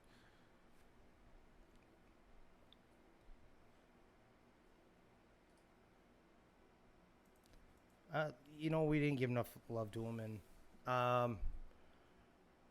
that being said, everyone else is vying for second, and we're actually I shouldn't even say vying for second because Philadelphia is not vying for second. Yeah, Philadelphia is vying for top. Clear cut 1 and 2 are either Cowboys or Washington for us. I think I'm more high on the defense than y'all are, and less on Washington's offense, I believe. But so I agree with what you were saying earlier. Terry McLaurin, Curtis Samuel, Adam Humphries. We're sleeping on, and you started to touch on it. You touched on the wrong one, Logan Thomas. So I was right the other day when I was talking about that, because I thought for some reason, whatever, it's clicking in my head that he was with the Panthers. No, he's with Washington. Watch his tight end right here. I'm telling you, he started breaking out. He was a former quarterback at, I do believe, Virginia Tech. Big body guy. Started coming into his own last year. The offensive weapons in this. Let's also not forget about J.D. McKissick, who's if you're a fantasy guy and you need somebody just for a spot duty, PPR giant right there. That's all he does. He only carries the ball once or twice a game, but he has 8-9 catches a game, right? Antonio Gibson's gonna run away with this. Another shout out to my boy Brandon Scherf, another Iowa alum, starting best guard in the league. that is a good O-line. Yep. I was kind of looking at that. They do have a hole on one of their tackle spots, I believe. Let's not put it just in the context of the defensive line. Let's go ahead and name these monsters. Can we do that? Let's go ahead and name them. Chase Young, Jonathan Allen, Deron Payne, and Montez Sweat. Yeah, and let's mention a backup, Matt Ioannidis. Yeah. Yeah. Look at that defense alone. John Bostic is a pretty damn good linebacker. He's okay, bounce around, but yeah, not horrible at all. Landon Collins, serviceable strong safety, a hitter. Definitely. Kendall Fuller at corner. William Jackson III, I do believe, was pretty damn good. There's not very many gaps. Free safety, maybe your other linebacker. I think Jamin Davis is pretty damn good. Other strong side linebacker, maybe a little. Their special teams is solid. Dustin Hopkins has been there forever. I think their only weakness there is maybe their free safety, but your corners are still so good. Yeah. And that line is so good that you could almost put anyone behind them and Right. Reminds me of Carolina's front seven back in the day. And as much as Ryan Fitzpatrick will throw you into a game and throw you out of a game, and you said the key. He is on what I tell you the other day, 16 straight seasons of not going to the playoffs. That will easily be crushed this year. That'll be a non-existent thing anymore. And they're also going to win a playoff game or two. This team is built for success. I don't think he can throw them out of a game like you were used to seeing him throw them out of a game because they want him to be him. That defense is allowing him to be him. That's almost what you need. You need a guy that just get out there and get it, Coming back, though, you guys are hating way too much on the Giants, especially when I think you guys are still digging this in your mind. I really do. I think you're digging the injury stuff when we're supposed to be creating this. I know. I watched Daniel Jones play the other night. And in a preseason game? This has nothing to do with he's running to his right, throws across his body left into the defense, what you teach 12-year-old quarterbacks not to do. That's not for a good an thing? interception in the end zone. Okay. Mm-hmm. Like, come on, man. This is what, going to be third year in the league? You do not do that. Nah, the greats still do it. Aaron Rodgers does it all the time. That doesn't surprise me. Like that isn't what to me separates it. I have them going 2 in the division, but you guys have Washington and the Cowboys close. I don't even think it's anywhere close. I actually have the Giants and Cowboys close. They both have the same record with me, 8-9. They both finished under 500. Ooh, I'll take that. Oh yeah, I'll get that. Cowboys over 500. I'll get that shit all day, and I'm not giving you no injury clause either. Because your defense is that bad. Maybe I will give you one because your defense is that bad anyway. Oh, still? Yeah, they're still that bad. Even Randy Gregory, we're not counting injuries, you SOB. We will count his cocaine use, which will come into effect here soon. Very soon. Amen. Bring it back. Bring back some recreational cocaine use. All right. So I had the Giants going 8-9, 5-1 in the division, actually, though. And their defense, you're not giving any love to. Their offense, they have all the stuff if they can meld it together. And they have the weapons in almost every spot, and their offensive line did get better. You start with Daniel Jones. It will depend on his growth. And what I mean, I don't even know why I have to even explain this one too much because I only have him at 8 and 9. What I mean by his growth is what? So they don't fall down to 4 wins? Because I don't see much of a roof. I think they end up right in there. 7, 8, 9 wins. Somewhere in there. I think This might be a 3-way bet here. I don't see the Giants doing that well either. I don't see the Giants. 8 wins in a 17-game season? Yeah, they're going to get 8. Their roster, Saquon is a monster. Go ahead and say if he's healthy. Their offensive line has gotten better. That's what you're not giving it love for. Will Hernandez. Nate Solder is even their backup, which will get some trade bait for that. I do believe they're going to end up trading that guy. Andrew Thomas, their starting center has to be good, right? Because they just traded Billy Price, their backup center. So he can't be a bad center, that's for sure. That being said, you have Kenny Golladay. They said it's very minuscule. It's just more to protect his. I think it was hamstring. Those are always scary, especially in the offseason. I do understand that because they can carry on throughout the whole season. But all things created equal, Saquon Barkley, Kenny Golladay, Sterling Shepard, Darius Slayton, John Ross, if you can get something out of him, he's fast as shit. Owns a combine record in 40. Doesn't mean nothing. I get that. I do. But yeah, that's your fourth or fifth wide receiver. I'm talking. I see Kadarius what you Toney, are the rookie. seeing, the potential. I just no. Evan Ingram, Kyle Rudolph. The offense has the ability to get them somewhere in that ballpark, and their defense is no slack. Dexter Lawrence, Leonard Williams, Blake Martinez, James Bradbury, who I do believe became himself a little bit of a shutdown corner last year. Jabril Peppers, Logan Ryan, Adoree Jackson. No team will be able to pass on them. I do like their additions. No in the team's secondary for sure. So you guys can only run because Ezekiel's like 108 years old and wears crop tops and grabbing chicks like when he's wearing shamrock shit. So they don't have a run game anymore, and they have the one thing that can kind of slow you guys down, and that is corners. They can match up with you. They can get we'll after run all you. over them. We'll have our O-line back this year. The only way you do is with your backup running back. Why? Because Zeke's not going to do anything? No, he ain't. Over 1,000-yard rusher? If he gets 1,000 yards, it'll be because he tumbles and rumbles in your offensive line, kind of just lets it happen. I'll put a bet right now. He goes for 1,000 yards. No, that jawline and that strip right there will get him the thousands. All right.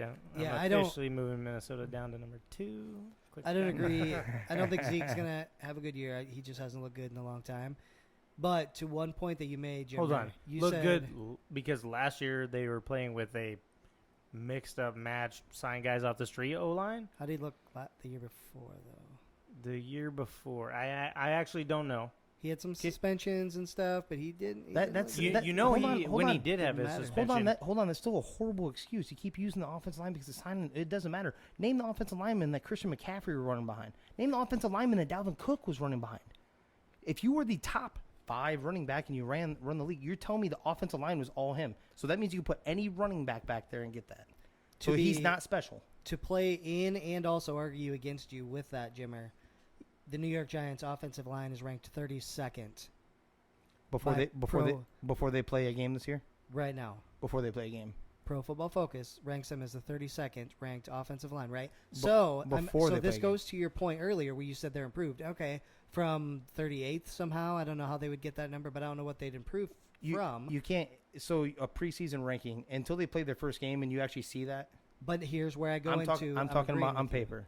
What they could be. Here's where I go to. I'm agreeing with you, though. So with that, their offensive line has been bad for at least the last, 3-4 years. Yep.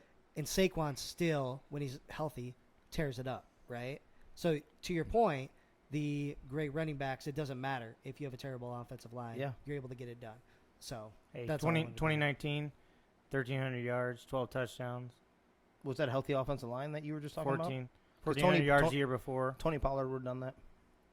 Tony Pollard is a stud. So, I think he would have done that. So it was the O-line is what I'm getting at. It was the O-line.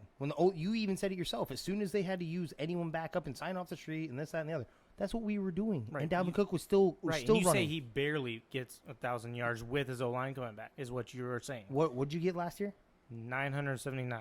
979 yards behind a busted line. So he's not special is my point. Almost without an offensive line. And you are saying he will not get 1,000 yards. That's with a He might not. Put together O-line. I am saying he will get 1,000 yards. Dalvin and these boys, Saquon, when Saquon was healthy, when they were healthy, they did it without an offensive line. You couldn't get it.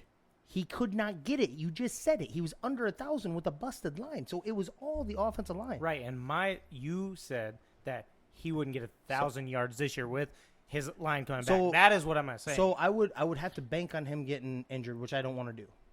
I won't do that. Mm-hmm. So I can't say he won't get 1,000.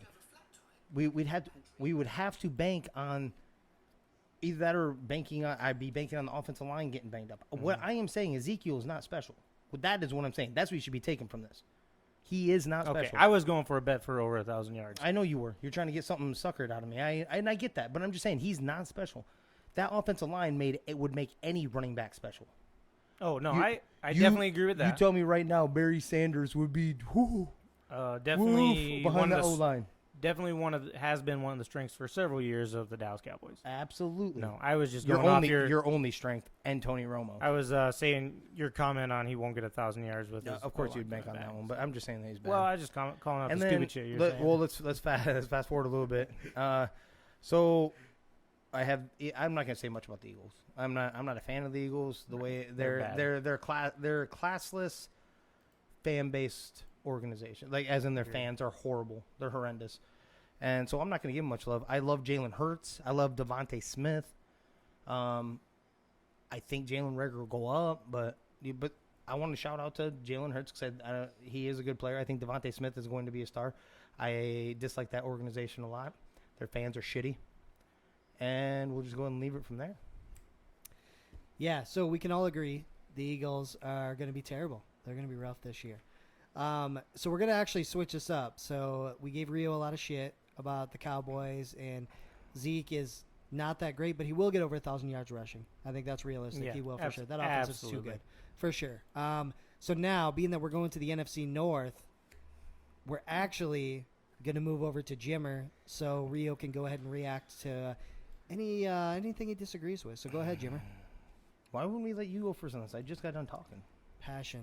No, passion. All right. This is honestly one of my favorite ones to talk about, obviously because of the Vikings, but actually it's one of my favorite ones to talk about because when you're a fan of a team that is in a division, you know more about the division. So you feel a little more comfort. That being said, I have the Vikings winning this division at 12-5. I could see them like fluctuating 2 wins. So I could see 10. This is going to be a close division at the top. It is going to be the Packers and Vikings. I hate the Packers with passion. So, of course, I'm going to give it a little bit of an edge. But believe it or not, like when I was going week by week on this, the Packers were harder to find wins than I thought. And I'm not talking about in the division. I was talking about like their other outside of this. Like they have a tough schedule. They do. They play harder opponents at home than they're ever used to playing at home. You know, and then people, and you should, give a little bit of an edge to the home team, right? So when they go on the road, they were playing like close matchups. I'd give it, if it was close, I was giving it to the other team. So I had the Packers at 12-5. The Vikings at 12-5 and the Packers at 10-7. So going to the Vikings, there's a few little tidbits that just happened. Irv Smith Jr. Is undergoing meniscus injury, meniscus surgery. Don't know the timetable in which he'll come back. He was supposed to be a bust-out guy for me for this team. This offense there's not much slowing it down. The growth of the offensive line is going to be huge. So the potential for them is high, but not proven. So potential means nothing until you prove it, right? Right, I do agree there. The line is not look great. It's got some guys that need to prove some stuff. And I think outside your two receivers, you've got some guys that will need to prove they've got, what it takes. Yep. And of course, y'all are Vikings fans, so you look there, I like this guy. But myself, looking at your receiving core, you hope Thielen stays healthy and Jefferson. I do think Jefferson is a stud. I will back you up there 100%. They have that helps lead me into a guy not to sleep on, to keep your eyes open for. Don't know if he's going to be really fantasy relevant. Definitely not week to week by any stretch, but KJ Osborne, and he has been showing that in the preseason so far too. He is listed as number 3, and he was doing pretty damn good up there at camp. And this is his first off season. Last year he was a rookie, didn't get an off season, just like anyone that was. There was no training camp, no any of that. As a receiver though, he looks pretty damn crisp. So actually, like anyone outside of it that doesn't know, I'm telling you, they have a number 3 receiver. You have D.D. Westbrook. I mean, I'm not trying to discount him by any stretch, but I really think that I think they want KJ to take this job. Sure, not a bad backup to have. And yeah, either way. So even if they go either which way, let's say they go D.D. or him. So I think they have a third wide receiver. Irv Smith was supposed to be that stud. Tyler Conklin, we love him as Vikings fans. He's a little banged up too. Don't know his timetable. So now we're starting to get into late rookies and undrafted rookies at tight end until we get those boys back. But I still don't see it faltering if the O-line can hold up. And we have a potential and should be a Pro Bowl right tackle in Brian O'Neill. We have a left tackle that is serviceable. He's a swing tackle. Rashad Hill starting right now. But that's until Christian gets caught up to speed. He's been kind of banged up a little bit this offseason. He's had a couple surgeries to clean some stuff up. Garrett Bradbury's going to do nothing but get better. And Ali Udo is our I think they put him at right guard. I'll take a look here. I can't remember exactly where they placed him. And they have him at right guard. Mm-hmm. So the huge weakness last year was Dakota Dozier. And our guards in general. Basically, there was no one guarding, and it was like shoot right up the gap because we already know. That being said, left guard Ezra Cleveland. Our offensive line is coming. It's coming together, but it needs to be proven. Okay, it needs to show. Ezra Cleveland showed that he is a guard last year. We drafted him as a tackle. We had to put him in at guard, and he showed that he's a pretty damn good one.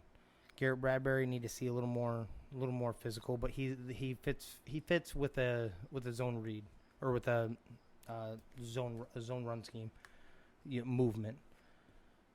So enough on the offense on it. Dalvin Cook, self-explanatory, right? Kirk Cousins, I will say that real quick. Kirk Cousins he's not necessarily a system quarterback, but he is a script quarterback. If the script is rolling, if he doesn't have pressure and the play is going like it's supposed to go, yeah, I'm not taking him to have to throw me back into a game. I do not disagree with you. Well, actually, it's going to go into what I'm saying right here about the script. I have no problem with him throwing me back into the game either. If the play goes smoothly, if no one is rushing him, if his receivers get open where they're supposed to be on the time and he's throwing it, I have no problem with him throwing it. It's when he has to make that play, that extra play, that make a guy miss and still hit on target or extend it, he doesn't have it. He doesn't have that special ability. He doesn't have the Deshaun Watson. He doesn't have the Aaron Rodgers. He doesn't have even the Tom Brady. I mean, Tom Brady may not be running it out with his legs, but I guarantee when you need him to do something, this is the reason why he's considered the GOAT, that he makes happen. Kirk doesn't have that. If everything goes well, he's a very good quarterback. Just when it doesn't, he's one of the shittiest. Dalvin Cook is on a different planet, so there's no discussion there. He can run behind any offensive line. You want him to run behind the Garner, Hayfield, Ventura JV team on the pro level, he can do it. The defense is the unwritten thing here. So last year it was horrendous. It was horrendous because we got, I don't know if it was our coaching, as in our coaching staff / GM getting a little cocky, thinking we can just let some of these guys go, and we can still my system will do just fine. You know, we let our corners go, and we started rolling. We rolled all rookies basically out there. Let all of our corners walk. We lost Danielle Hunter, which hurt right out of there. Michael Pierce opted out. Eric Kendricks was a man last year up until he did get hurt, and he got hurt in like week 13 or something like that. Anthony Barr got hurt in the first game, I do believe, last year. So we went with, and then Harrison Smith was the only one back there. It was Harrison Smith, Eric Kendricks until week 13, and then there was nothing. You know, DJ Woodham showed some spark, but it don't matter because, you know, he has an uprising coming. But so this year we have Danielle Hunter, one of the best ends in the game. You have Michael Pierce, which I don't know if you've ever seen this man. He can carry 2 linemen with him. So now you just helped a Danielle Hunter who's not going to get any version of a double team. This dude's going to swallow up 3 of them. He's a weightlifter. I think he's a weightlifting champion, but he does competition weightlifting. That's what I'm trying to get at. Dalvin Tomlinson not getting enough attention off season. Came from Alabama, then the Giants. They came here. Not much love, but that's a lot of weight up front. There's a lot of right. Then you're also shifting. Then you're also rotating in Sheldon Richardson, who may get some end play too. I mean, just situational rushing. Everson Griffin they just re-signed. I like him just as a situational, rotational. He still has something to offer when it comes to that. He's still got a motor. He's older though. I love DJ Woodham. I really do. I don't think I would have rather seen him starting on the right defensive end opposite Danielle Hunter, and actually not have, and then you have that full defensive line versus what he had last year. He was, yeah. Eric Kendricks comes back. Anthony Barr still in question right now. Mackenzie Alexander they brought back. Brashad Breeland, Patrick Peterson. We took your boy Xavier Woods to come in at free safety. Not very great. Nah, that's what you think. He's been balling out with the Vikings, like under a real defensive scheme. You know, I look at your defense and they say how Patrick Peterson was 37th percentile in outside cornerbacks last year, but maybe it's a scheme thing. You know, maybe the same thing for him and Woods. Maybe they come back and Zimmer, the defensive guru, does some things with him. I don't know. Oh, that's the reason why he picked him. Exactly why he picked him. He also had three picks last year and eight passes defense. So he still had something in there, and he wasn't on our radar. I was telling Danny about this, right? In the free agent signing, he wasn't on our radar because you're thinking Patrick Peterson, you know, money, blah blah blah. So we didn't think it was even a conversation. I think I read the same article. You did? Yep. And he had them contact him because he wanted to play with Mike Zimmer. Mike Zimmer is a defensive backs guy. So if he has anything left, let's say we don't know where he's at. Let's say he's on the cliff either which way, he's tipping which way or the other. We're going to find out this year. And if you can't play under Mike Zimmer as a corner, especially a veteran one, then maybe you are on the downside then. We'll see what he has. That's why I'm not sold on that Vikings secondary completely. I do like Brashad Breeland, but I don't know. Yeah. And then to get back to the rest of them, I have the Bears. I think they have the upside. It's not going to happen this year. Justin Fields will take. I think I'll start in week 1. I'd be shocked, but I don't think they're going to actually. I think it'll be take week 2, 3, and they have a bright future. It's scary, actually. I have them at 5 wins, 12 losses, but they go 3-3 in the division, so they don't get much outside of it. They have a tough schedule. They go to LA also, the very first game here. Lions 2-15. You know, I just don't. Yeah. I don't even know what to say about them. Like it's not great. You downgrade at quarterback. Exactly. You get rid of your receiving core. You got draft picks for a reason. You know what I mean, for that trade. And you're okay with taking this thump of 2-15 because you're gonna get your quarterback potentially next year in the draft. To touch, the Lions defense. I think we talked about earlier in the week. Not bad, but it's only going to be serviceable. It's only going to be in the middle of the pack of the NFL, which isn't horrible. But that being said, when your offense isn't going to be that good, I was going to say when you're on the field all the time, and that's exactly no what's matter gonna how happen. good your defense is, And you're going to get tired. Hey, a guy that you need to keep on your draft radar though, Deandre Swift. Dude, I think I think I just heard on the radio on the way in actually that I think he got a little banged up. But even still, I'm telling you that don't shy away from DeAndre Swift on this. Don't do that. Don't do the goofy there. And the Bears defense is still going to be pretty damn serviceable too. But we'll go over and kick it over to Rio. All right. So here I give Green Bay a slight nod. I like Minnesota's pickups and things they did to improve and the guys they have coming back. They were real close. When I did my predictor, I do have Green Bay going number 1. I think Rodgers, obviously MVP, comes out with a chip on his shoulder. Going to be last year there. I think he comes out and tears the league up. I think he does some real good things there. Breakout superstar, Robert Tonyan. I like him. You see Rodgers looking for him on the field. That's a special connection. So I think that develops even more this year. And we see him looking his way a whole lot. My don't sleep on Allen Lazard, Iowa State kid. I like him. Mm-hmm. He was banged up last year a lot. Tried to play through. Another one, A.J. Dillon. This guy, breakout guy for me. That's a big man. That's a big man. And they did sign Aaron Williams. Aaron Williams, right? What is his name?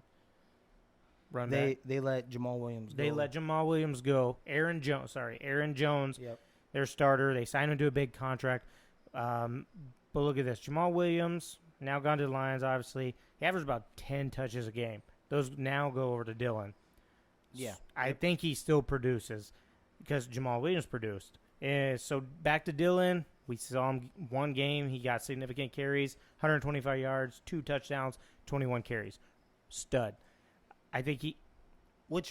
So if you've seen that already, right? I just have a question for you. If you already seen that and you bring up that game and you see how he runs, because I was impressed with the runs. Right, he runs hard. Oh yeah. Why sign Aaron Jones to such a big contract? Yeah, I was definitely surprised when I seen it because you have the option to go cheaper and he's serviceable. 125 yards, 2 touchdowns, 21 carries. Was that just to try to keep Aaron happy? Probably so, because he does target him out of the backfield. Exactly, and I think they already hurt his feelings enough this year, or in the offseason or overtime. So I think it's a great handcuff, especially if you can get him in fantasy. That'd be great. What is that? Thank you, Danny. That was a nice little sound. Just to build you up, just to break you down, baby. Just to build you up. Baby. Next, I have Minnesota. I can't see it swinging either way. I said I do like their additions everywhere and the guys that get back from injury.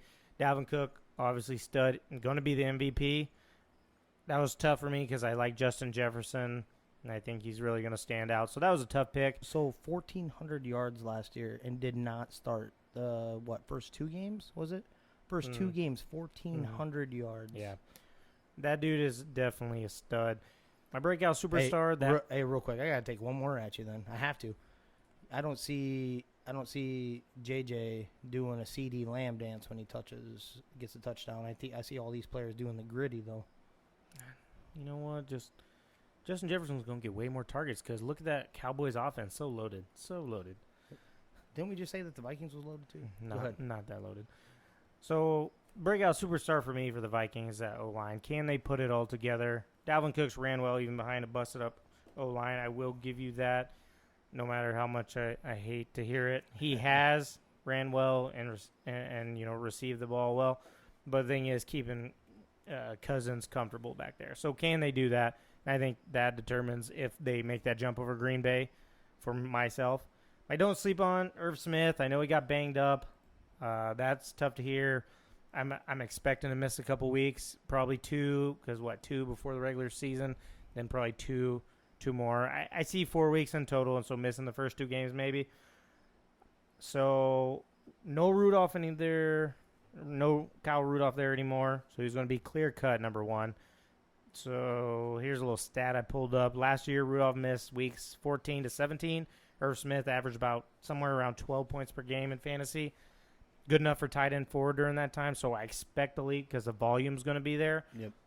Obviously, dampen our expectations with surgery coming back and such, but I do have him as a breakout player for the Vikings, especially since the defense will be trying to stop Thielen and Justin Jefferson. Next, I have the Bears. Bears coming in third. I think these two clear-cut going to be 3 and 4, Bears and Lions. I just don't think the Bears, make that jump. They eventually go to Justin Fields, I think. My MVP, David Montgomery, looking to see him stay healthy all year. I think he runs the rock very well. I definitely like this kid. My breakout superstar, Mooney. I think Fields comes in, he'll throw the ball. Mooney's real fast, so I like to see him put up 1,000 yards receiving here and close to double-digit touchdowns. I think the Bears will be having to throw themselves into a bunch of games. My sleeper pick here, Cole Kmet, tight end for the Bears. Okay. Tight end for the Bears. He will start, I believe, over Jimmy Graham. Big target. Like I said, they will eventually go to Justin Fields. Myself, personally, I believe for rookie quarterbacks, important position is tight end. They will look for that big target. So I see him potentially being a don't sleep on guy. Last year, I do have the Lions. I think they downgraded at quarterback. In that aspect, I do have Jared Goff being their MVP. I think they're going to have to throw to stay in games.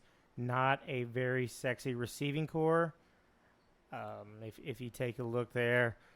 My breakout superstar, I'm on the same boat. Deandre Swift, he's a stud.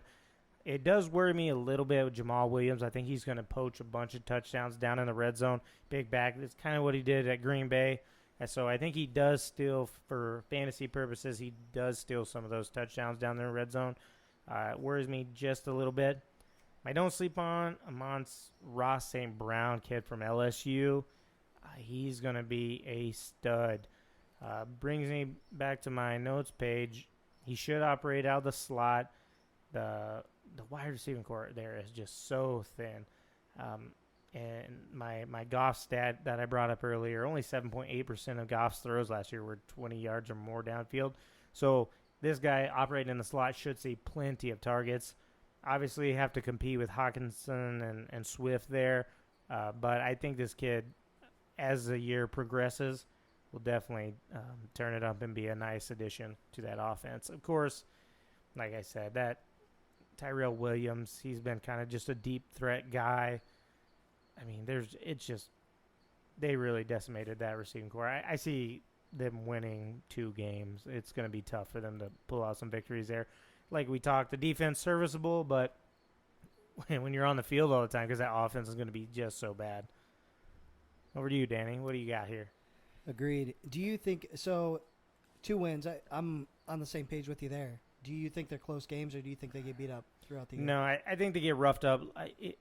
You take a look at that roster. Sure, Swift and Jamal Williams, but you look Tyrell Williams, Khalif Raymond, Amon-Ra St. Brown.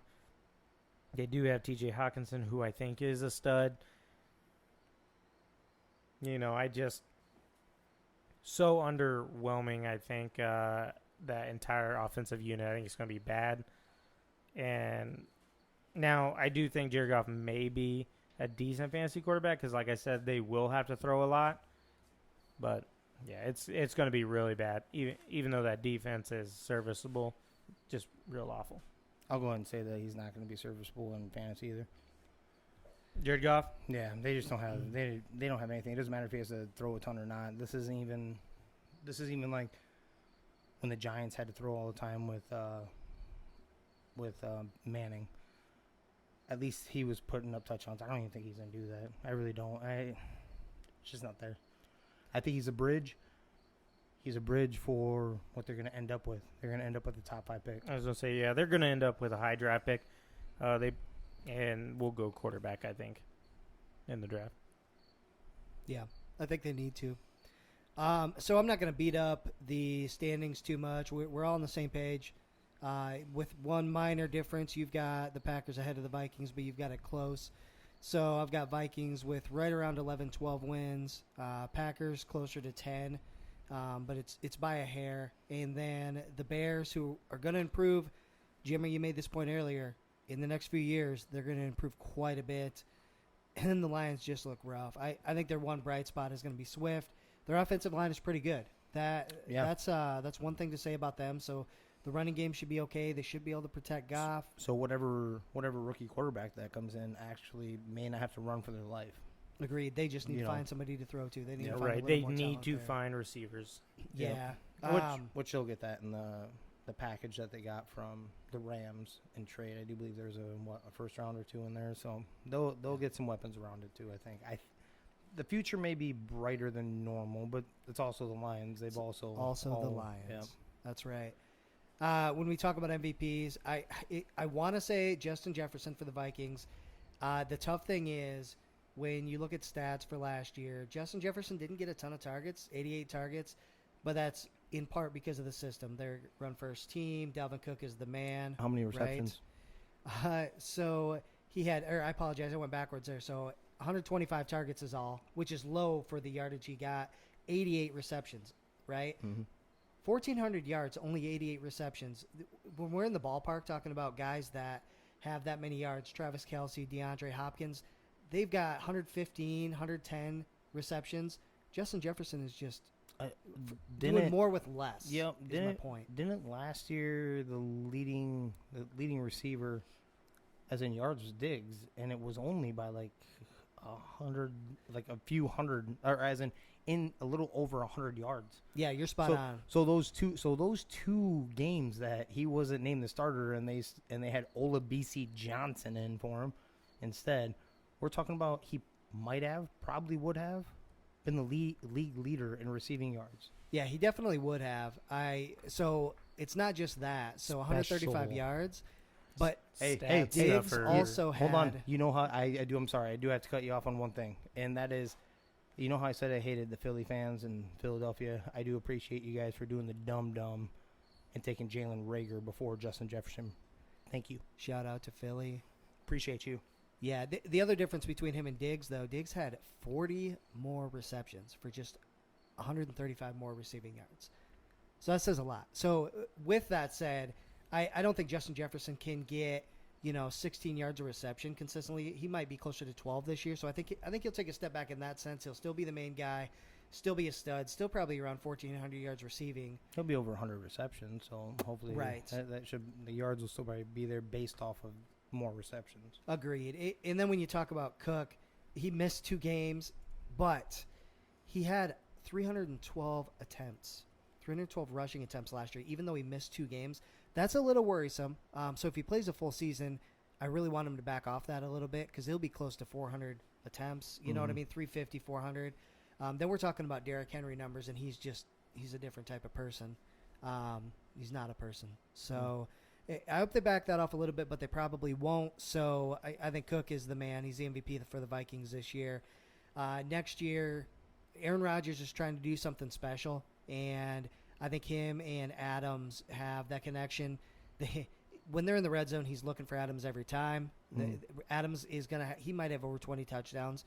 I think he's going to target him every chance he can. With that said, I think Aaron Rodgers makes some more mistakes than he's used to next year because he's going to try to do something because it's his last season in Green Bay. So that's really the only thing we're talking about. Other than, you know what, I'll give Justin Fields credit. I think he could be in line for Rookie of the Year. I think that's definitely going to be the case for the Bears. They're going to be a solid team. I think 8-9 wins in that ballpark. And then as everybody agrees on, the Lions are going to be terrible, looking for that top-tier quarterback. Now, here's the deal. When we talk about strength of schedule and where they're playing and things like that, for both the Vikings and the Packers, this is really what's going to break it down. In the middle of the season, so for the Packers specifically, we're talking about, let's see, starting right away, week 3. So week 1 and 2, they play the Saints and Lions. Then it goes Niners, Steelers, Bengals, which is no big deal, but then Bears, Washington, Cardinals, Chiefs, and even the Seahawks could be a tough game. So that's going to be a tough stretch for them. I think that's really going to determine the season, make or right? break. Yeah, Yep. totally agree there. And then the Vikings right away. So we play the Bengals, which is cool. We'll get a nice little warm-up game there. But right away, it's Cardinals, Seahawks, Browns. Lions is a little bit of a game off. Then Panthers, Cowboys. Then it gets real tough. Ravens, Chargers, Packers, Niners. We have the Lions, which will be a nice little break, but then Steelers. So, like, that kind of middle of the season area is going to really be what you just said, what kind of makes or breaks, right? Yeah, I had them losing to the Ravens in that little stretch, but I think the rest of those are going to be close victories. I really do. Where was that Packers game? Because I had them splitting with the Packers like usual. That's what I normally do. Yeah. Where was that one at? So the Vikings-Packers is so it would be week 17 at Lambeau. And then week 12-ish in Minnesota. Okay, so I do have them losing that one in Lambeau, I do believe. And so that would be tough if that happens because the Rams that also could come to come down to town the week before, and the Rams are going to be good. We both agree on that. So hopefully they're resting some guys by that point. definitely agree. I agree. I hope we're doing that. But that kind for of the next season. that wraps up our standings prediction for the year. Yeah, I'm at the Rams, dickbag. By that point. But go ahead. Yeah, you didn't catch what he just said? He was talking about the Vikings when he said that. Oh, yeah, Damn, I was. I had a little cough there, so no, I didn't hear No. So to get it wrapped up here, I did have an interesting question at work, and that was a guy in our draft has a number 1 pick. Number 1 pick. We're in a 12-man fantasy league at work here. Yep, half-point PPR. And so his question is, named Jesse. He asked, he's like everything, and everyone tells me, and everyone keeps looking at it, that should be Christian McCaffrey. And then he has a few other options. He's a Cowboys fan. He wants to take Zeke possibly too. Zeke, Kamara, him are kind of the ones that he was thinking of. Now, I gave him what my opinion was, and just wanted to hear what your guys' was on that. Who he should take number 1? Yeah, so I can kick this off here, Jimmer. It's going to be tough. I think McCaffrey makes a lot of sense. If you're not worried about the injury, I want to talk myself into somebody else. I could see Dalvin Cook being up there as well, but I think what I would lean towards is, Christian McCaffrey. Mm-hmm. So pretty tough for me when I think about it. I do love Dalvin Cook. However, I with the offensive mind there at head coach and being able to use him all year, and the receiving core and Sam Darnold, I tell you what, I just I still take McCaffrey, I think, but by a nose. And obviously, if you're a Vikings fan, you're taking Dalvin number 1. Real close for me. I take Christian McCaffrey there. Number 2, Jimmer, you have. Go ahead and let us know who you're going to take if he falls there. Oh, Dalvin. If I was 1, I'd take Dalvin. Now, that's a little bit of fandom. Yep. But I wouldn't shake my head at it, definitely not. And what I gave him for an answer, I'm going to just let you know what my answer was to him. Yep. I was like, well, think about it like this. If the consensus, for the most part, every expert is picking Christian McCaffrey, and but his excuse is, I'm worried about injury, blah, blah, blah, the carries. I'm like, well, first off, nobody is going to make fun of you for taking Christian McCaffrey number 1 and him getting banged up. Mm-hmm. He's like, well, Rio might. I'm like, he might, No. but I was like, he might, because he'll be like, hey, join the club, because I had Saquon do it to me before. So I had Saquon the year before last year. Got hurt out most of the year, only played a handful of games, got 3rd place. Last year, Christian McCaffrey got hurt, barely played for me, but 3rd place. So I wouldn't steer away from him. No, and at all. You shouldn't make your decision based off that. I know it is hard to do if you've had him before. Back in your mind. He said he had him the year before, too. I'm like, okay. You need to put that in your past. I'm like, nope. First off, nobody's gonna blame you for taking Christian McCaffrey. So if you go and do the goofy and you take Ezekiel Elliott, like, definitely not number 1. If you take him number 1, and he doesn't produce or he gets banged up, you will get made fun of because you left Christian McCaffrey out there. You left Dalvin Cook out there. You left Alvin Kamara even. Like I said, if you want to go Alvin Kamara, I can see the debate there. I really could. You know, they're going to be throwing all over the damn place, and he's a PPR monster too. So, but I just want to get your guys' touch on it. And then we're going to go ahead and start getting wrapped up here, and I'm going to go with we changing the name of the segment a little bit. Yesterday we did it as Dumb Shit Bosses Say. We're going to officially rename that and make sense if you don't think about it. Make sense if you don't think about it. Right. So I'm going to go ahead and do this one. I was running a piece of equipment where I'm employed, and a motor was giving out, starting to. I decided to change it before it went down. Went running, morning came, boss calls. I see that you changed a piece of equipment. Did it go out? No, it was almost there though. It was reading high amps, high hertz. Well, yeah, but James, would I made it to Colorado? I'm like, well, what do you mean? Well, James, you get on the road and you're taking a trip out to Colorado, and you know somewhere in Nebraska your engine starts knocking. Are you gonna pull over and try to figure out what it is, or go to a shop? Or are you gonna try to? You're not that far away from Colorado. Maybe you just keep going there because your goal was to make it to Colorado. What do? I'm like, I'm gonna go ahead and stop and see what's going on. Because if I'm on a trip, I'm probably with my family. So, rather not be stranded. So, the question was, would it make it to Colorado? Would it make it to Colorado? With the straight face asking, would it make it to Colorado?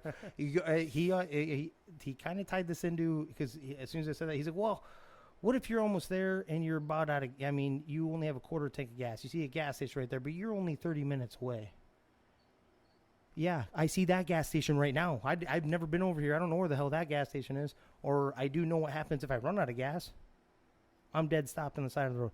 That's makes sense if you don't think about it. Making sense if you don't think about it. Absolutely. Intense. Well, you got to love it. Bosses always say things perfectly. They have great analogies. That one worked out great. I'm sure it motivated you to do better, Jimmer. Well, hey, everybody, we're about out of time. Listen, we thank you if you listen to this thing all the way through. These first two podcasts will probably be the longer ones, so don't feel like that's going to be everything going forward. We're going to bring to you a couple of different things later this week when we talk about college football, since that's coming up here, and some fantasy pieces as well, just to give you some tips and tricks. And to be clear, that 12-team league that they just talked about, I won the championship last year. Did beat Jimmer. Rio didn't make it to the dance again. Mm-hmm. So one of us at this table is a 3-time champ, and it rhymes with Hemmer. Yeah. Okay. Well, follow us on social media: Facebook, YouTube, Instagram. Reach out, Twitter. You know, let us know what you think of the NFC picks, what your picks are. Even the AFC. If you miss that podcast, go listen to it. Let us know. Get at me, Philly fans. Get at me, baby girl. Yeah, let us know if there's things you want to hear about that we're not talking about, too. We're definitely willing to talk more. We had one suggestion to talk more about how terrible Nebraska football is. We'll definitely bring that up on the college podcast. But, again, thank you for listening, and we will get back to you later this week. Boom, boom.